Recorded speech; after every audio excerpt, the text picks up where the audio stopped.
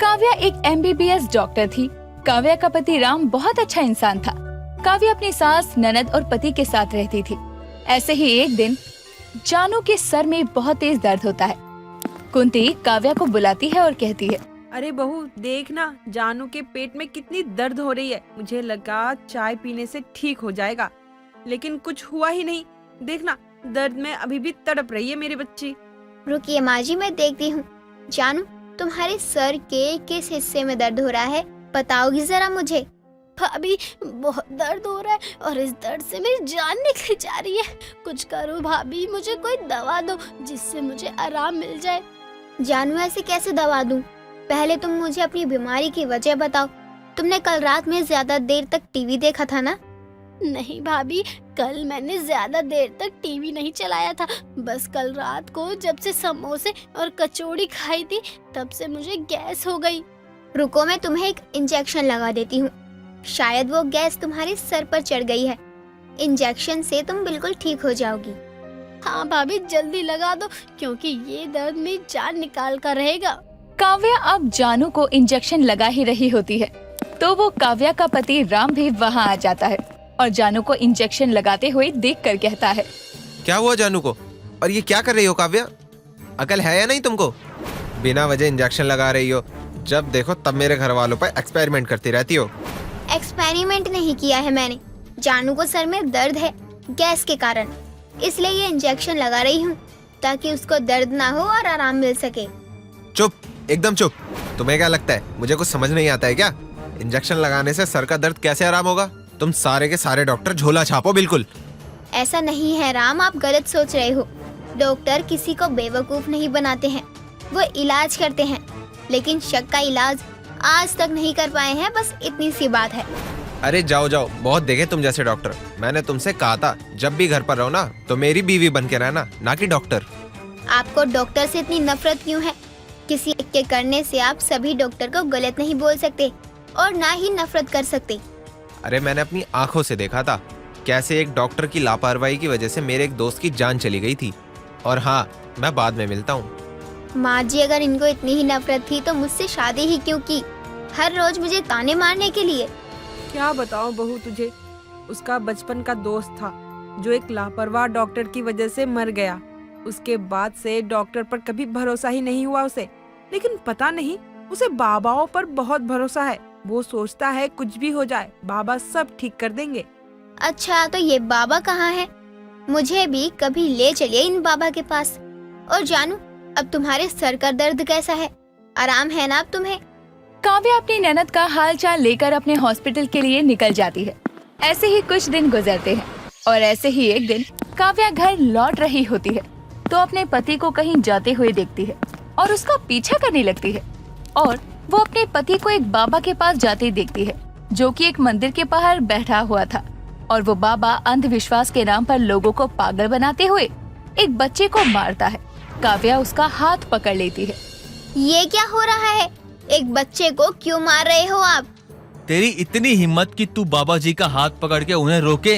ये मेरा बच्चा है, इस पर भूत का साया है। ये रात को उठकर चलने लगता है। बाबा जी इसका इलाज कर रहे हैं, भूत से मुक्ति दिला रहे हैं। मुझे बचाओ दीदी, ये बाबा मुझे बहुत मारते। तू चुप कर। मेरे होते हुए तुम्हें कुछ नहीं होगा बेटा। और राम, आप यहाँ क्या कर रहे हो? आप एक बिजनेसमैन हो और इन सब चीजों पर आप यकीन करते हो। ये जादू टोना वाले पाखंडी के पास आकर आप क्या साबित करना चाहते हो? काव्या, ज्यादा बोल रही हो और एक शब्द भी बोला ना बाबा जी के खिलाफ तो तुम्हारे लिए सही नहीं होगा, समझी? और बाबा जो कर रहे हैं बच्चे के साथ बिल्कुल सही कर रहे हैं। और जो ये तुम ऐशोआराम की जिंदगी जी रहे हो ना, सब इनकी देन है। राम, होश में आइए और समझने की कोशिश कीजिए।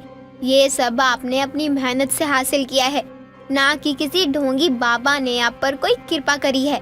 और आप बाबा के नाम पर भले इंसानों को लूटने का काम कब तक करोगे? अब अपना पति पत्नी वाला ड्रामा बंद करो और जाओ यहाँ से। चुप करो काव्या, ज्यादा मत बोलो। बाबा माफ कीजिए मेरी पत्नी को। उसे मालूम नहीं है आप कौन हो और आपकी शक्ति क्या है। उसे माफ कर दीजिए। बस बहुत हो गया तेरा। मेरी इतनी अवहेलना कर रही है, ये ठीक नहीं है। तुझे शराब दे दूंगा मैं। और आज आज की सभा मैं यही खत्म करता हूँ। मुझे नहीं रहना यहाँ पर आज। मैं जा रहा हूँ गंगा स्नान के लिए, ताकि इसके पाप धो सकूं जो इसने कटु वचन मुझे कहे हैं। बस अब आप यहाँ से निकल जाएं। बहुत मेहरबानी होगी हम पे। भाई साहब, आपके बेटे पर कोई भूत नहीं है, ये एक स्लीप डिसऑर्डर की प्रॉब्लम है। ये लीजिए मेरा कार्ड, यहाँ अपने बच्चे को लाना। मैं कुछ दवाइयाँ दे दूंगी जिससे वो ठीक हो जाएगा कुछ ही टाइम में। आप सच कह रहे हो? मेरा बच्चा ठीक हो जाएगा? हाँ भाई साहब, आप कल आ जाना। और राम, आप इन सब चीजों से दूर रहिए। काव्या, मेरा हाथ छोड़ो। मैं कोई बच्चा नहीं हूँ जो तुम ऐसे मेरा हाथ पकड़कर खींच के लेके जा रही हो मुझे। मैंने कहा छोड़ो मेरा हाथ, सब देख रहे हैं। मुझे कोई फर्क नहीं पड़ता कौन कैसे और क्यों देख रहा है। मुझे बस अपने पति से मतलब है, जो इन सब बाबा के चक्कर में आकर अंधविश्वासी हो गया है। काव्या अपने पति को अपने घर लेकर जाती है, अपनी सास कुंती को सारी सच्चाई बताती है और अपनी सास कुंती को समझाने को कहती है। माँ जी, अब आप ही समझाइए इनको, मेरी एक नहीं सुन रहे हैं। बेटा, तू क्यों इन सब बाबाओं के चक्कर में फंसा हुआ है? तुझे इन सभी लोगों से दूर रहना चाहिए। माँ, बाबा जी को सिद्धि प्राप्त है। जब मेरा बिजनेस पूरी तरह से डूब गया था ना, तब यही बाबा ने मेरी मदद की थी और आज मैं उनकी वजह से यहाँ तक पहुँच गया हूँ। लेकिन मेहनत तो तूने ही की है ना बेटा, तो कैसे उस बाबा ने तेरी मदद की? माँ, जब मैं उनके पास गया था और उन्होंने पूजा करवाई तो मेरा कारोबार अचानक से बढ़ने लगा। तब जाकर मुझे इन पर विश्वास हुआ। ये विश्वास नहीं, अंधविश्वास है जो एकदम गलत है। तेरी खुद की मेहनत है, ना ही उस पाखंडी बाबा की। हाँ, वैसे भी आपको कभी भरोसा होगा भी नहीं, डॉक्टर की सास जो हो। और इन डॉक्टरों को कभी अपने अलावा किसी और पर भरोसा हुआ भी है? बताओ, है कोई जवाब? हमें ऊपर वाले पर भरोसा है। हम डॉक्टर्स जब किसी मरीज का इलाज करते हैं तो उस पर ऊपर वाले को याद करते हैं, ताकि वो और हम दोनों मिलकर उस मरीज को ठीक कर सकें। ओहो महान डॉक्टर, कभी देखा है भगवान को तुमने? लेकिन मैंने देखा है, वही बाबा है भगवान तुम्हारे। तभी तो मैं उनमें इतना अटूट विश्वास रखता हूँ। राम अपने बाबा पर बहुत यकीन करता था और वहीं काव्या उसे समझा रही थी, लेकिन राम अब विश्वास के छोर तक पहुंच गया था, जिसे अंधविश्वास कहते हैं। ऐसे ही दिन गुजरते हैं।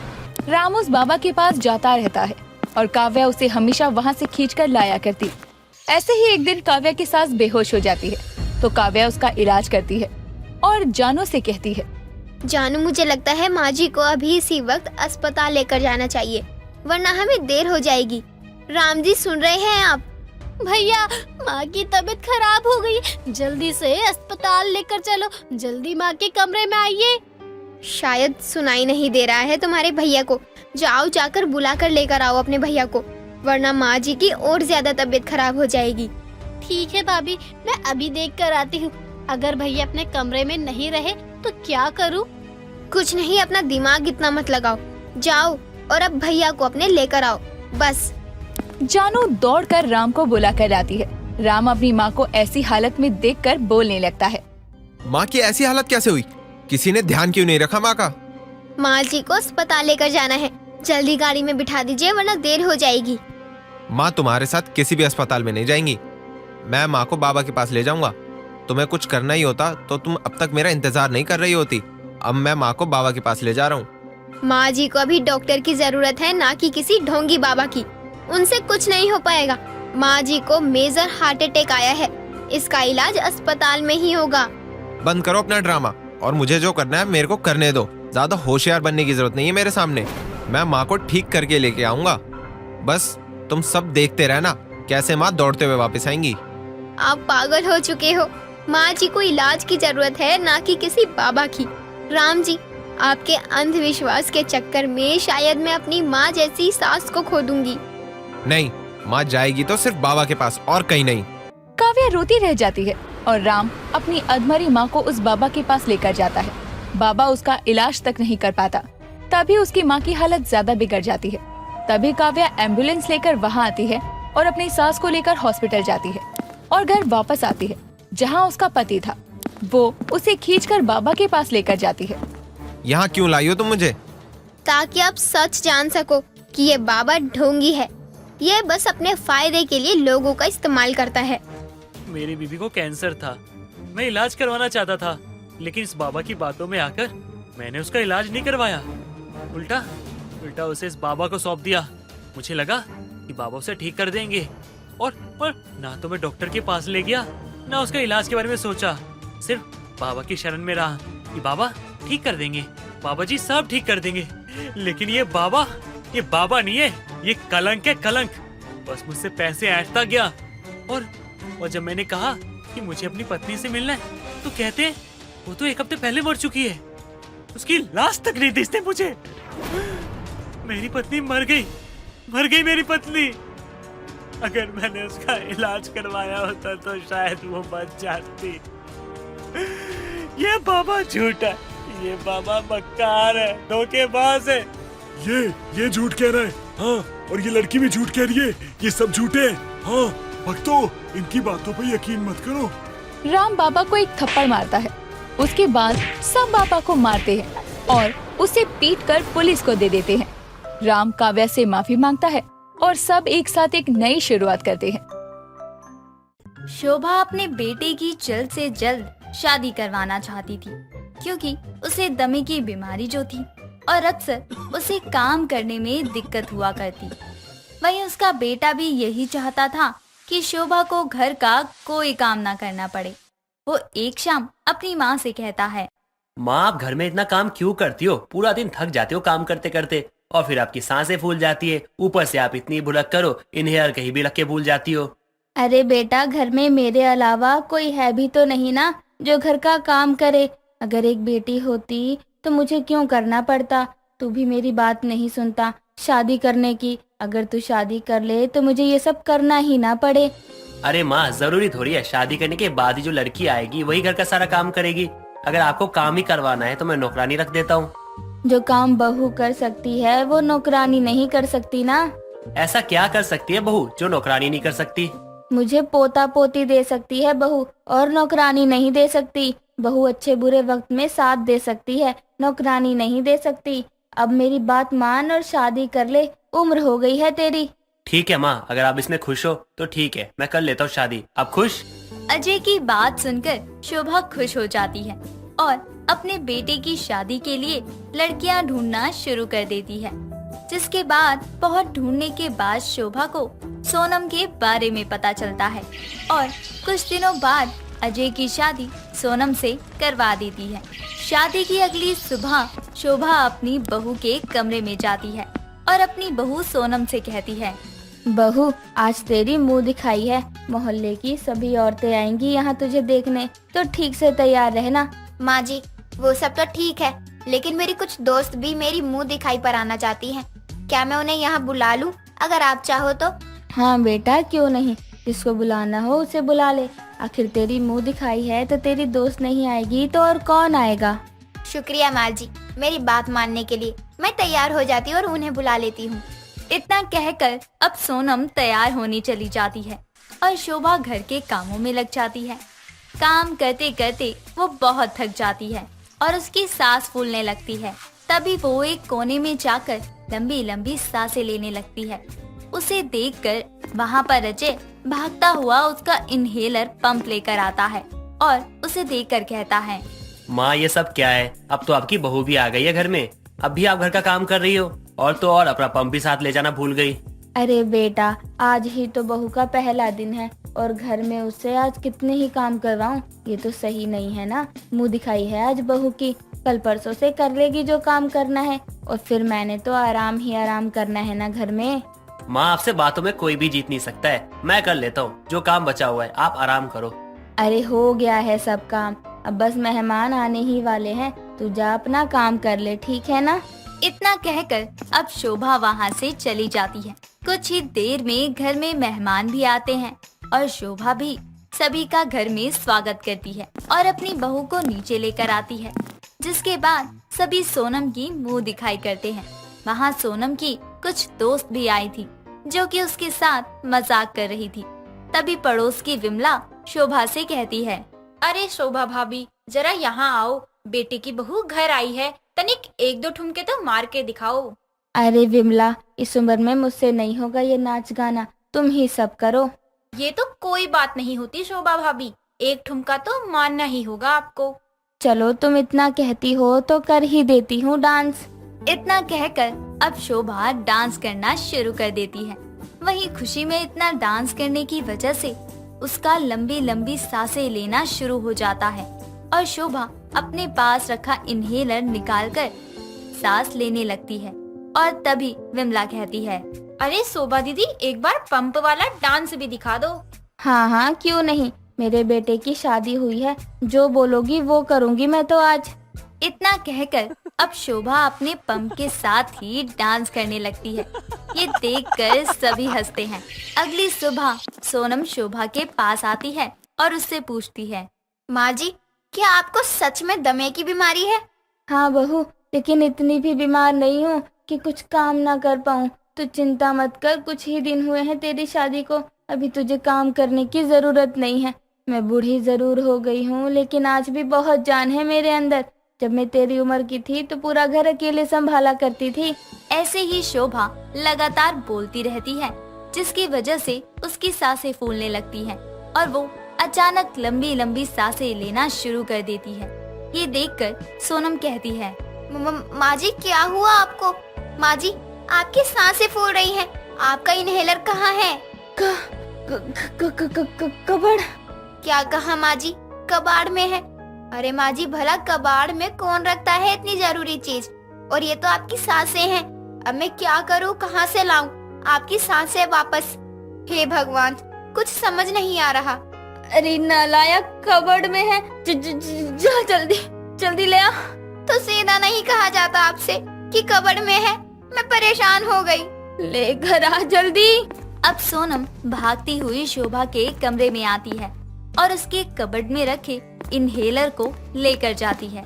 जल्दी से शोभा इनहेलर लेती है और चैन की सांसें लेकर कहती है, हे भगवान, शक्ल से तो इतनी समझदार नजर आती है, लेकिन है नहीं, है बिल्कुल निकम्मी। कब से कह रही थी कबर्ड कबर्ड, लेकिन सुनाई कबाड़ आ रहा था तुझे। थोड़ी और देरी करती तो मैं परलोक सिधार जाती। अरे माँ जी, ऐसे कैसे कुछ होता? मैं आपको कुछ होने नहीं दूंगी। यूं ही एक दिन और बीत जाता है। रात के समय सब अपने अपने कमरे में सो रहे थे, लेकिन घर पर सोनम का पति नहीं था, तो वो अपनी सास के कमरे में ही सो जाती है। देर आधी रात में घर में एक चोर घुस आता है, जो शोभा के कमरे में सारा सामान यहाँ वहाँ कर देता है। तभी चोर के हाथ से पानी का ग्लास गिर जाता है। ग्लास की आवाज से शोभा की नींद खुल जाती है और शोभा कहती है, अरे इतनी रात में कौन आया है मेरे कमरे में? शोभा को जागते हुए देखकर चोर वहाँ से उसका इनहेलर हाथ में लेकर भागने लगता है।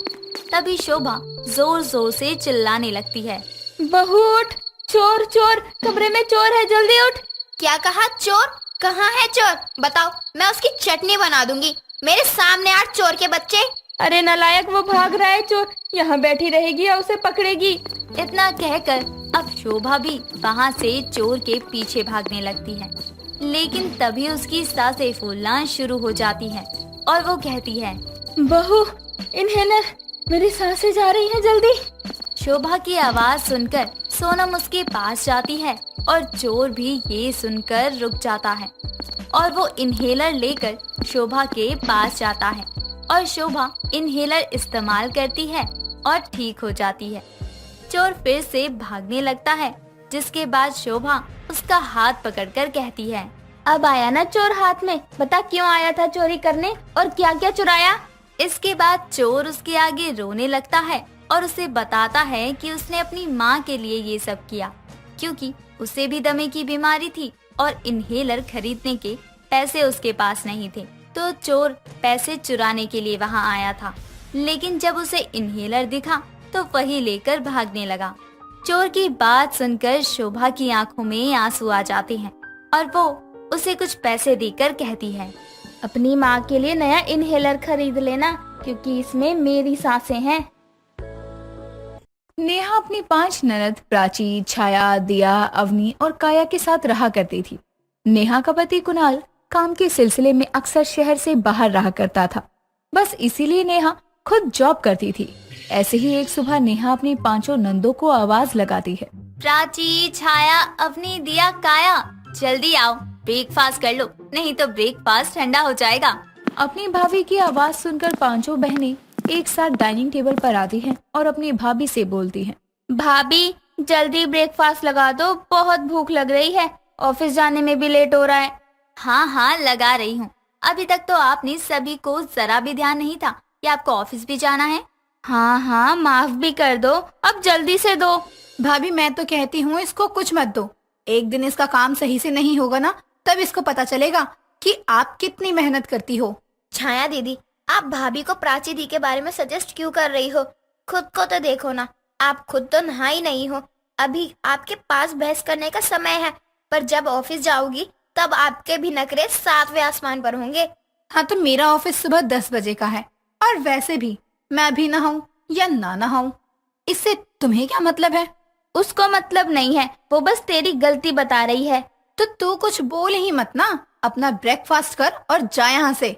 अरे लड़ क्यों रहे हो आप सब, ठीक है ना? आपका ऑफिस 10 बजे का है और दीदी का ऑफिस सुबह का है, तो इसमें दिक्कत ही क्या है? और अवनी दीदी, आप इन दोनों के बीच में कुछ ना ही बोलो तो मेरे ख्याल से ज्यादा अच्छा होगा। अब तू बीच में मत बोल। देख दिया, तुझे बीच में बोलने की जरूरत नहीं है। उन चारों में लड़ाई होने लगती है, पर ये सब देखकर नेहा को बहुत गुस्सा आता है, क्योंकि वो भी एक वर्किंग वुमेन थी और उसको लेट हो रहा था। बस इसीलिए वो अपनी नंदों पर चिल्लाते हुए कहती है, अरे बस भी करो तुम सारो। जिस तरह से तुम सभी को लेट हो रहा है ना, ठीक उसी तरह से मुझे भी लेट हो रहा है। इसलिए ब्रेकफास्ट करते समय लड़ाई बंद करो और चुपचाप खाना खाकर अपने अपने काम पर निकलो। हे भगवान, जब देखो तब बहस। भाभी अब तुम शुरू हो जाओ। भाभी मैं तो कुछ बोल ही नहीं रही, मैं तो बस ये बोल रही थी कि सैंडविच पास करवा दो। देख काया, अभी तो कुछ ना ही बोले ना तो ज्यादा अच्छा होगा। तू जानती है ना कि सुबह हमारा बोलना सही नहीं है, और अगर हमने गलती से बोल भी दिया ना तो सब हम पर ही चढ़ जाएंगे। इसीलिए अभी हमारा चुप रहना ज्यादा बेटर होगा। अब क्या था? दिया की बात सुनकर काया शांत हो जाती है, जिसके बाद अब सभी शांति से बैठकर सुबह का नाश्ता करते हैं। नाश्ता करने के बाद छाया, प्राची और अवनी अपने अपने काम पर चली जाती हैं, तो वहीं दिया भी कॉलेज चली जाती है। घर में अब अगर कोई बचा था तो नेहा और काया। नेहा के ऑफिस का भी समय हो रहा था, जिसके बाद नेहा अपनी छोटी ननद को देखकर उससे कहती है, काया मैंने खाना बना दिया है, दिया जब भी आए तुम और दिया दोनों मिलकर दोपहर का खाना खा लेना, ठीक है? पर भाभी आप जल्दी आओगी ना, आपने प्रॉमिस किया था कि आज आप जल्दी आकर मेरे साथ समय बिताओगी। हाँ काया, मैं पूरी कोशिश करूंगी जल्दी आने की। इतना बोलकर नेहा काया के माथे को चूमती है और वहाँ से चली जाती है। नेहा ऑफिस के लिए निकल जाती है, तभी उसके पास कुणाल का कॉल आता है और उसे बोलता है, तो ननदों की भाभी हो गई आप फ्री? हाँ कुणाल, हो गई फ्री। खैर ये बताओ, अब वापस कब आ रहे हो? मुझे आपसे कुछ बात करनी है। कहो नेहा, क्या बात है? कुणाल, हमारी प्राची अब बड़ी हो गई है, इसलिए मैं सोच रही हूँ कि क्यों ना अब हमें प्राची के लिए हाथ पीले कर देने चाहिए। वैसे बोल तो तुम सही रही हो, अभी रुक जाओ, कुछ समय बाद आऊंगा, तब इस बारे में बात करते हैं। नेहा कुणाल से बात कर ही रही होती है कि तभी उसके फोन पर दिया का कॉल आता है और उसका फोन देखकर नेहा कुणाल से कहती है, कुणाल दिया का फोन आ रहा है, तुम लाइन पर रहो। हाँ दिया, बताओ क्या हुआ? भाभी अभी आप कहाँ हैं? अभी तो मैं ऑफिस से निकली हूँ, कार ड्राइव कर रही हूँ, बताओ क्या हुआ? भाभी मेरा एक प्रोजेक्ट घर पर ही रह गया, प्लीज उसको मेरे कॉलेज में दे जाओ। पर दिया, भाभी प्लीज। नेहा कुछ बोल पाती उससे पहले ही दिया फोन काट देती है, क्योंकि कुणाल लाइन पर ही था। बस इसीलिए नेहा अपने पति से बोलती है, यार कभी कभी तो मैं अपनी ननदों के बीच ही फंस कर रह जाती हूँ। क्या हो गया? दिया अपना प्रोजेक्ट भूल गई है और मैं घर से काफी दूर आ चुकी हूँ और मुझे दोबारा गाड़ी को यू टर्न लेना पड़ेगा और दिया का प्रोजेक्ट घर से लाकर पहले उसके कॉलेज जाना होगा। आज मैं वैसे ही बहुत लेट हो चुकी हूँ, इसलिए अब मैं ऑफिस नहीं जाऊंगी, तो तुमसे बाद में बात करती हूँ। नेहा अपनी बात पूरी कर फोन काट देती है और अपनी गाड़ी को मोड़कर घर ले जाती है और दिया का प्रोजेक्ट ले जाकर उसके कॉलेज में दे देती है।